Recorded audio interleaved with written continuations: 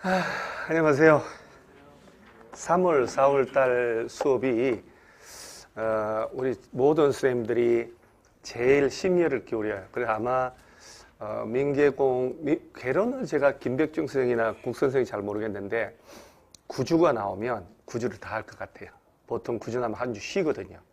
뭐 공시법 선생님은 강칠호 선생은 괜찮은데 박인모 선생은 8주 나면 한 주 쉬고 이렇게. 근데 아마 3, 4월 달에는 아마 9주 다 하지, 8주 다 할 것 같아요. 그래서 3, 4월 강의만 제가 볼 때 복습 좀 하고 하면, 다 합격을 이 제일 중요한 것 같아요. 그러고 난 다음에 7, 8월 달, 9, 10월 달 할 때 9, 10월 달 폭발적으로 암기하는 거예요. 그 다음에 오늘 수업을 오전에 수업을 하고, 저 공법도 9주를 하니까 한 주를 하루가 끼었는데, 쉴까 말까. 우리 금요일 날 보니까 2달 코스에 빨간 날이 하나 있긴 있더라고요. 언제인지 모르겠는데.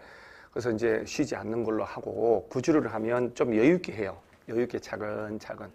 그래서 오전에 수업을 하고, 바로 오후에 또 밥 먹고 기출문제 풀이를 하면서 같이 하니까 이 프로그램이 제가 볼 때는 1년 중에 제일 좋은 것 같아요. 제일 좋은 것 같아요. 기출문제만 제대로 완벽하게 해도 떨어질 수가 없어요. 절대로. 보면 계속 똑같은 게 나오기 때문에. 그 다음에 기출문제 할 때 여러분들 좀 명심하고 계시겠지만은 공법 같은 경우는 답 찾지 말라는 거. 답 찾는 건 독이라는 거. 이게 답이 이거네. 답이 중요한 게 아니라 우리는 36개 시험에 뭐가 나올지 그게 하나가 중요한 거예요. 광역도시계 기출문제 10문제 푼다. 10개 답이 중요한 게 아니고 우리 시험에는 뭐가 나오지? 이게 중요한 거란 말이에요. 그 문제 하나하나를 지문 하나하나 다 내 걸로 만드는 것. 그렇게 가되 그래서 진도별로 이렇게 딱 공부하고 기출문제 풀고 공부하고 이거를 오늘 예를 들어서 어디까지 하냐면 도시군 관리계획까지 할 거예요. 도시군 관리계획까지 할 텐데 그거 기출문제 풀고 다시 설명을 하고 그럼 집에 가서 도시군 관리계획 한 내용을 또 밤 잘 때까지 기출문제를 보면서 필수서 보고 계속 해보는 거. 반복을 계속 딴 거 하지 마시고 그렇게 한 5번 정도 해놔야 머릿속에 남습니다.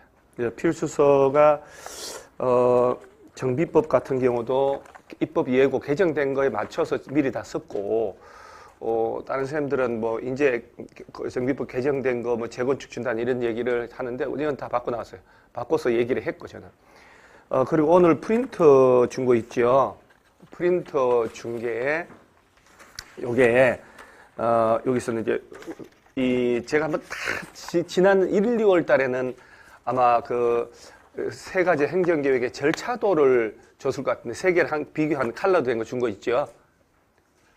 뭐든지 기억이 안 납니다. 그래서 오늘 주는 거는 요 세 장으로 광역도시계획, 도시군 기본계획, 도시군 관리계획을 시험은 여러분요. 제가 도시개발법도 그렇지만 절차를 이렇게 설명을 하고 절차를 이해하는 게 있고 시험은 대부분 이따 소개합니다만은 대부분이 서술식으로 나와요. 서술식으로. 그래서 요 프린트 3장 오늘 진도할 거 요걸 일부러 이렇게 딱 모아서 만들어서 제가 이것만 여러분들이 잘 소화해서 주변 사람들하고 토킹이 될 정도면 2문제 무조건 맞춥니다. 그 다음에 제가 줬다고 그랬는데 여러분 안 줬다고 자꾸 그래서 정비사업 3개 비교한 거 지난주에 안 줬다고 그랬잖아요. 그 다음에 이건 채권, 공법상 채권 4개 다 한 방에 집어넣은 거 맞죠? 그러니까 요 채권에서 매년 2개가 나오고 그 다음에 정비사업은 요거 정도는 머릿속에 달달 외워놓으셔야 돼요. 그래서 저는 이렇게 프린트해서 줬습니다. 그리고 오늘부터 필수서 들어가는데 이 필수서 기본서에 비하면 훨씬 더 공부하기 좋다는 것. 일단 6페이지를 펼치세요. 6페이지 펼치는데 제가 일단 여기까지만 소개를 한번 하고 우리 시험에 항상 이게 33회 대동소이해요. 대동소이해요.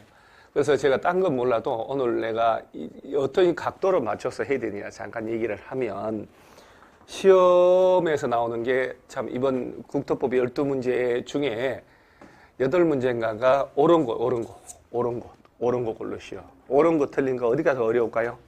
옳은 거예요. 그런데 옳은 거 고르시오 할 때 지문 속에 약간 말도 안 되는 게 들어갈 수밖에 없어요. 그래서 길게 나와요. 그 다음에 틀린 건데 길게 나와요. 이렇게. 항상 이걸 보여주고 싶어요. 나오는 경향을. 그러니까 읽을 줄 알아야 돼. 다 읽고, 얘 다 틀렸네. 얘 맞네, 얘 틀렸네를 가야 돼요. 그래서 여러분 답이 4번, 5번 많이 가 있는데 왜 그럴까? 여기서 넓어지라고요. 이런 문제 낼 때 3번이 딱 답 같은 게 3번 많이 나와요. 다른 법도 보면 참 뭔가 심리가 있는 것 같아요. 그리고 읽어줘야 돼요. 읽어서 도시군 기본계획 내용이 자 알맹이를 알고 있다 그러면 광역도시계획 내용과 다르다. 그러면 어디가 우선하고? 광역도시계획 우선하고 라는 그 법적 사실을 알고 있어야 되고 그리고 그 문장을 읽고 내가 아는 거하고 매칭시켜서 이건 틀렸네 할 줄 알아야 되는 거예요. 그러니까 뭘 딸 해가지고 될 게 아니고 자꾸 반복해서 문장을 읽어라. 그래서 제가 외울 때 문장을 통째로 외우라. 그래서 토지상환 채권이라고 나오면 시행자가 소유자가 원할 때 매수대금의 일부를 주려고 조성할 딴 건물에 2분의 1 초과하지 않도록 토지상환 채권 발행하고 그러면 일부를 지급하려고 발행한다. 원할 때 발행한다. 2분의 1 넘지 않는다. 사업시행자가 발행한다. 다 해결이 되거든요. 그때 민간 시행자는 보증을 받으라. 이게 지난주에 배운 거 이렇게 한번 해보는 거. 그러니까 문장을 자꾸 외우셔야 돼요. 그 요령은 주어 수로 관계 탁 잡아서 하면 그것이 머릿속에 오거든요. 그래서 줄여서 한 게 아니고 그러니까 또 옳은 것은 지형도면 것이 한 날에 다음날 무지하게 나옵니다. 진짜 그 얘기는 무지하게 나오는 걸 자꾸 틀리는 게 더 이상한 거예요. 나는 내가 볼 때. 그러니까 출제된 문제를 자꾸 분석해서 아 이거 정말 무지하게 나오네. 그럼 그걸 명확하게 머릿속에 집중해서 내 걸로 만들어 놔야 돼요. 그 다음에 시가와 조정구역 착수했다. 3월 내에 신고한다. 이걸 알고 있냐는 것. 그 다음에 지형도면의 작성은 누가 하냐. 그 다음에 지구단위 계획 이거 누가 결정할 수 있냐. 이거 하나하나 머릿속에 집어넣어야 되고 그거를 다 문제 풀 때 읽어서 다 체크를 해서 틀리게 그 다음 맞고 이렇게 답 이런 게 4번 5번 처방을 놓고 자, 그 다음에 또 옳은 것은 석줄짜리 명 짧은 사람이 일단 죽어버려요. 그 다음에 또 옳은 것은 이렇게 근데 작년에도 그랬어요. 재작년에도 34회 시험에도 거의 이런 식으로 내고 그 다음에 재작년도는 케이스 문제까지 사례형 로스쿨 그런 식으로 내는 거예요. 그러니까 우리 공법 시험이 저는 어차피 승부할 때 만약에 공부를 한 기억이 있는 분이라면 내가 한번 두 번째 공부한다 그러면 기존 공부 방법을 바꿔야 돼요. 내가 자꾸 암기하려고 한 걸 내려놓으시라는 거. 암기 안 돼요. 그 대신 뒤집어서 이해를 하고 내가 알라고 하고 그 다음 반복을 해서 기출문제 접목을 해서 딱 하루 문제 푼다. 그래서 방법을 한번 바꿔보는 게 맞지 그냥 그대로 간다 그러면 안 된단 말이에요.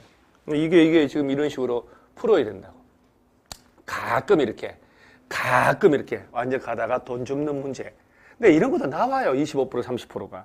그러니까 25% 30% 나오는 건 무조건 맞히고 중간 문제 한 30% 맞히면 65점 7점 나오는 건 아무 문제 없고 사실은 그래요. 공법은. 그 다음에 저 위에 한 20%가 요상한데 공법은 어려운 게 아니라 법조문을 어렵게 내는 것은 민법이고 민법은 어려워요. 왜? 사법시험 로스쿨